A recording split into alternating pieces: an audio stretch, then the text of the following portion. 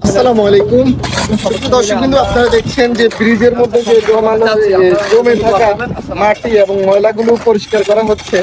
আমাদের সারাস্তি উপজেলার সকলের যে সুপরিচিত মুখ, একটি সামাজিক সংগঠন সেবার আলো ইউথ ফাউন্ডেশন।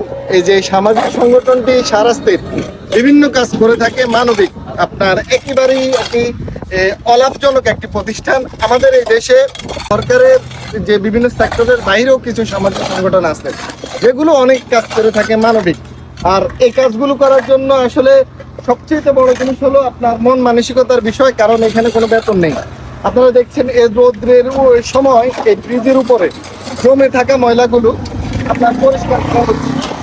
তো অসংখ্য ধন্যবাদ তারা এই কাজের জন্য, অনেক বেশি দোয়া এবং ভালোবাসা আপনারা দেখবেন।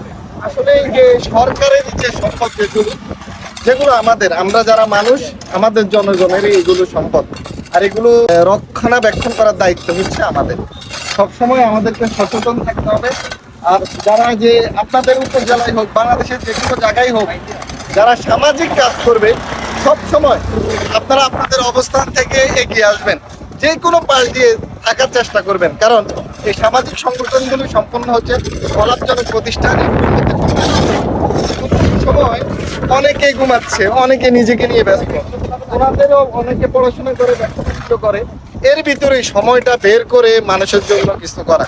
একটা সময় যদি ব্রিজটা নষ্ট হয়ে যায় আবার টেন্ডার দিতে হবে, মানুষের কাছ থেকে টাকাগুলো নিতে হবে। সরকারি যে টেন্ডার তার অন্য দেশ থেকে আসে না।